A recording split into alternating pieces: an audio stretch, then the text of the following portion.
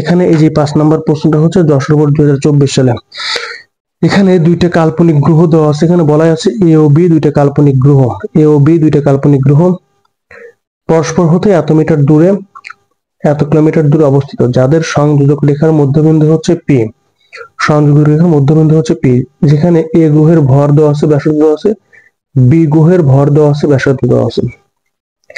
তো গ নম্বর বলা ছিল পি বিন্দুতে লব্ধি মহাকর্ষ প্রাবল্য বের করে, যে পি বিন্দুতে কি নির্ণয় করতে হবে, লব্ধি মহাকর্ষ প্রাবল্য।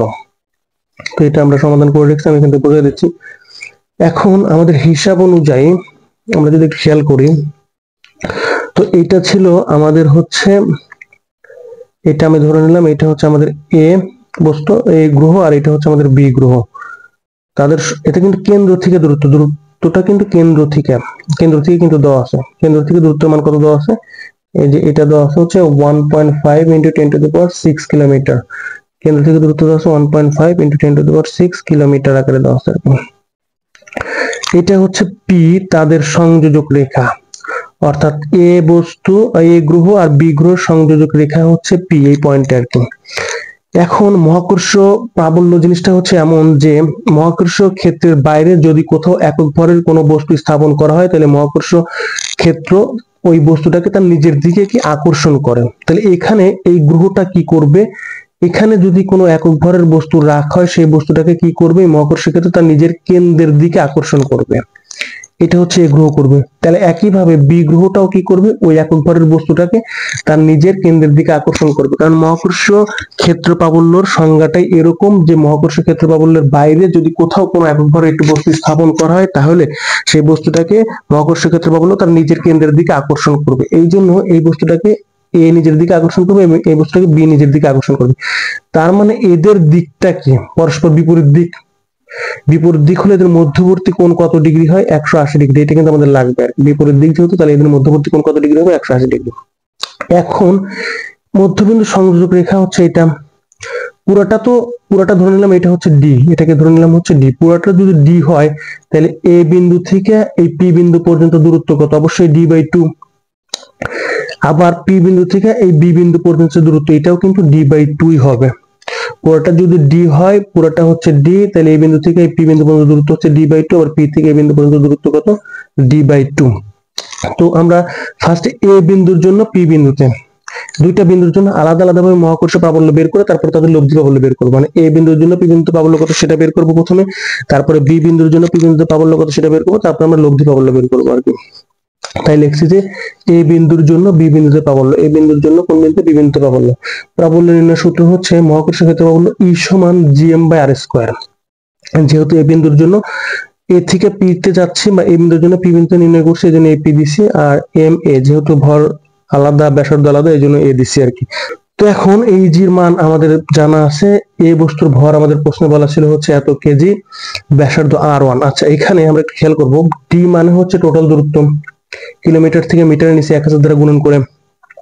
এম এ মানে এত কেজি বলা ছিল, আর এম বি মানে হচ্ছে আমাদের বি বস্তুর ভর এত কেজি বলা ছিল। আচ্ছা, r1 আর r2 যেহেতু দুইটাই d/2 বা r/2 আমরা বলতে পারি, তাহলে দুইটাই কি সমান। r1 এর যে দূরত্ব, r2 এর দূরত্ব দুইটাই তো d/2, তাই আমরা তিনটাই সমান লিখছি আর কি। তাহলে r1 = r2 = এতকে 2 দ্বারা ভাগ করলে আমরা পাবো হচ্ছে এত মিটার। তো এখন এ বিন্দুর জন্য পি বিন্দুতে প্রাবল্য, এই মানগুলো কিন্তু আমাদের কাছে জানা আছে। তো বসায় দিয়ে এটাকে হিসাব করলে আমরা পাবো এত নিউটন/কেজি, এত নিউটন/কেজি। এগুলো কিন্তু নাম দিতে হবে যে এ এবং বি বিন্দুর সংযোগ রেখার মধ্যবর্তী দূরত্ব ডি সমান এত, এ গ্রহের ভর এত, বি গ্রহের ভর এত, এ বিন্দু থেকে পি বিন্দু পর্যন্ত দূরত্ব r1 = এত, বি বিন্দু থেকে পি বিন্দু পর্যন্ত দূরত্ব এত। অবশ্যই কিন্তু এই বাংলা কথাগুলো এখানে লিখে দিতে হবে পরীক্ষার হলে, কারণ এইগুলা না লিখলে কিন্তু অবশ্যই 1 মার্কস কম দেওয়ার সম্ভাবনা থাকবে। আর এইগুলো লিখলে একটু সাজায় গোছায় লিখলে খাতাটাও সৌন্দর্য দেখাবে এবং পরিপূর্ণ দেখাবে আর কি। তো এখন এ বিন্দুর জন্য তো বি বিন্দুতে প্রাবল্য পেলাম, তাই না? এখন তো আমাদের আরেকটা বিন্দু আছে, সেটা হচ্ছে বি বিন্দু বা বি গ্রহ। তাই বি গ্রহের জন্য পি বিন্দুতে প্রাবল্য কত সেটা দেখবো। তাই লিখছি যে বি গ্রহের জন্য পি বিন্দুতে প্রাবল্য, তাহলে ইবিপি। বি গ্রহের জন্য বি বিন্দুতে প্রাবল্য ইবিপি, ওই একই সূত্র, জাস্ট এখানে এমবি আর আরবিটা ভিন্ন হবে, মানে r2, মানে r2 তো একই থাকবে আর কি, জাস্ট এমবি বস্তুর ভরটা ভিন্ন হবে। তো মান বসানোর পরে এটাকে সমাধান করলে আমরা এখান থেকে পাবো হচ্ছে এত নিউটন পার কেজি। এখন একটা জিনিস খেয়াল করতে হবে, এইখানে যে দিকটা বললাম আর কি, এটা যেহেতু এরা বিপরীত দিক, তাহলে এদের মধ্যবর্তী কোণ কত? 180°। তাহলে আমরা লব্ধির সূত্র অনুযায়ী জানি যে ই টোটাল লব্ধি পাবো হচ্ছে ই সমান সমান রুট ওভার এই যে পি স্কোয়ার প্লাস হচ্ছে কিউ স্কোয়ার প্লাস হচ্ছে 2p/q cos কত ডিগ্রি, cos আলফা, আলফা বলতে এই যে এদের মধ্যবর্তী কোণ কত? 180°। যেহেতু এ বিন্দুর জন্য ধরছিলাম কি ই এ, আর বি বিন্দুর জন্য ধরছিলাম কি ই বি, এই জন্য ই এ আর ই বি দিয়ে দেখাইছি যে লব্ধি আর সমান root over P square plus Q square plus 2p/q cos আলফা। একইভাবে এখানে লিখতে পারি ই সমান root over E A square plus E B whole square plus 2 into E A into E B into cos 180°। এই হিসাবটা আমি এখানে লিখছি। পি বিন্দুতে লব্ধি মহাকর্ষ প্রাবল্য ই সমান সমান হচ্ছে এটা যেটা দেখালাম ওইটা আর কি, E A P whole square plus E B P whole square plus 2 এর জন্য 180°। এন্ড cos 180° মান হচ্ছে -1, তাহলে এখানে প্লাস মাইনাস মাইনাস হয়ে যাবে। এই জিনিসটাকে আমরা একটা সূত্র বসাতে পারি কিনা যে a square plus B square minus 2b মানে a minus B whole square a square minus 2b plus B square, a minus B whole square, পরের লাইনে কি বি স্কয়ার আর রুট ওভার কাটাকাটি চলে যাবে, তাহলে থাকবে হচ্ছে এটা। তো এইটার মান এখন আমাদের কাছে জানা আছে, এটার মান আমাদের কাছে জানা আছে। তো এটা থেকে অবশ্যই এটা লেখার সময় আমরা কিন্তু এই যে বিয়োগটা করবো, এটা বড়টা থেকে ছোটটা বাদ দেবো, কারণ আমাদের লব্ধির সূত্র কিন্তু এটা ছিল যে পি বড় হলে পি থেকে কিউ বাদ। এখানেও তাই করবো, যেটা বড় সেই বড়টা থেকে ছোটটা বিয়োগ করবো আর কি। যেহেতু ই এ পি বড় ছিল তাই এটা মাইনাস এটা লিখছি। তো এটাকে বিয়োগ করলে স্কয়ার রুট ওভার কাটাকাটি চলে যাবে, এটাকে বিয়োগ করবো, এটাকে বিয়োগ করলে আমরা পাবো হচ্ছে এত নিউটন পার কেজি। তারপর আমরা লিখবো যে অর্থাৎ পি বিন্দুতে লব্ধি মহাকর্ষ প্রাবল্য হচ্ছে এত নিউটন পার কেজি।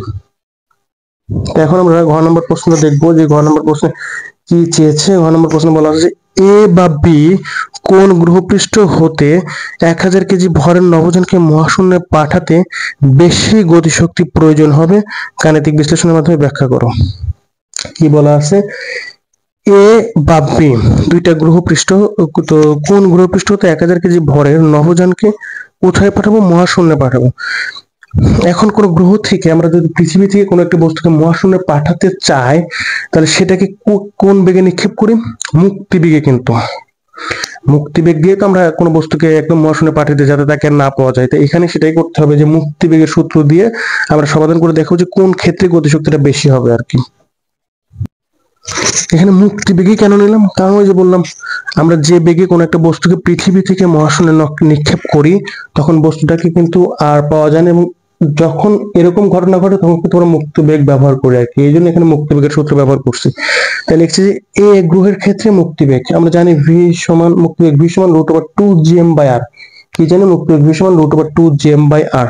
যেহেতু এ গ্রহের জন্য তাই ভি এর সাথে এ দিছি, এম এর সাথে এ দিছি, আর এর সাথে এ দিছি। আবার বি গ্রহের জন্য মুক্তিবেগ ভি সমান রুট ওভার 2gm/v, এম এর সাথে বি দিছি, আর এর সাথে বি দিছি। এখন একটাকে আরেকটা দ্বারা ভাগ দেবো, তাহলে 1/2 করি আমরা। তো ভাগ করলে রুট ওভার পুরোটার উপরে যাবে, তো এটা ইনটু এটা তো উল্টে যাবে, যেহেতু নিচে আসে তখন উল্টে গেলে আর বি বাই এটা হবে আর কি। তারপরে কাটাকাটি করার পরে এই যে থাকবে আর কি। এখন এই মানগুলো কিন্তু আমাদের প্রশ্নে দেওয়া আছে। এ বস্তুর ভর জানি, এ বস্তুর বি বস্তুর ব্যাসার্ধ জানি, আবার এ বস্তুর ব্যাসার্ধ জানি, বি বস্তুর ভর জানি, গ্রহের ভর, এগুলো সবগুলো গ্রহ, বস্তু না গ্রহ হবে। যাই হোক, তো মানগুলো বসানোর পরে এটাকে আমরা হিসাব করলে বা রুট ওভার করলে আমরা এখান থেকে পাবো হচ্ছে 4.50। তো এখন তারপরে আমরা যেহেতু এখানে আমাদের গতিশক্তি হিসাব করতে হবে, তাইলে আমাদের গতিশক্তির সূত্র কি? কে সমান হাফ এম ভি স্কয়ার। আমাদের গতিশক্তির সূত্র কি জানি যে ই কে সমান সমান কি হাফ এম ভি স্কয়ার, যেখানে আমাদের কিন্তু ভি স্কয়ারটা দরকার। যেহেতু ভি স্কয়ার দরকার কিন্তু আমাদের এখানে তো স্কয়ার নাই, তাই আমরা বর্গ করে দেবো। তো বর্গ করার পরে উভয় পাশে বর্গ করতে হবে। যে কাজটা করবো আমরা একই সাথে উভয় পাশে করবো। তো যখন বর্গ করলাম আমরা ফার্স্টে বর্গ করার পরে আমরা এখান থেকে পাচ্ছি হচ্ছে, এটাকে বর্গ করলে আমরা পাচ্ছি হচ্ছে 20.27। তো তারপরে আমরা এক্সট্রা করে একটা হাফ আর এম নিয়ে আসলাম উপরে নিচে। এমটা নির্দেশ করবে হচ্ছে এ বস্তুর ভর, আর এমটা নির্দেশ করবে বি বস্তুর ভর। এম এ এম বি কেউ চাইলে দিলেও দিতে পারে, কোনো সমস্যা নেই। তো তারপরে এটা মানে কত, যেহেতু এ বস্তুর জন্য তাহলে এই বস্তুর গতিশক্তি কত ই এ, এটা হচ্ছে বি বস্তুর জন্য তাহলে বি বস্তুর গতিশক্তি কত ই বি, আর এটা মানে কত 20.27। তাহলে ই এ সমান সমান 20.27 ইন্টু ইবি। তাহলে এখানে বড় কি ই এ নাকি ইবি বড়? অবশ্যই ই এ বড়, কারণ হচ্ছে ই এর মান হচ্ছে ইবির যা তারও এত গুণ। সাপোজ ইবির মান যদি 5 হয়, ইবির মান যদি 5 হয় তাহলে ই এ কত 5 গুণন 20.27, তার মানে কি বড় হচ্ছে? অবশ্যই ই এ বড়, মানে ইবির মান যা তারও 20 গুণ হচ্ছে ই এর মান, তাহলে অবশ্যই কি ই এ বড়।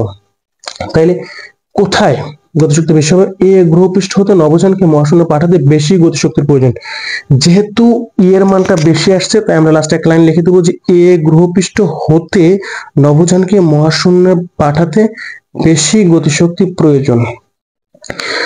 এখন ভিডিওর স্ক্রিনে যে প্লেলিস্ট বা যে ভিডিওগুলো দেখানো হচ্ছে আপনারা চাইলে সেগুলো দেখে নিতে পারেন, অথবা চাইলে এই চ্যানেলের প্লেলিস্ট থেকে ঘুরে আসতে পারেন। এখানে ফিজিক্সের বিভিন্ন অধ্যায়, বিভিন্ন বোর্ডের গুরুত্বপূর্ণ সৃজনশীল প্রশ্নের সমাধান দেওয়া আছে, যা দেখলে আপনাদের অনেক উপকারে আসবে।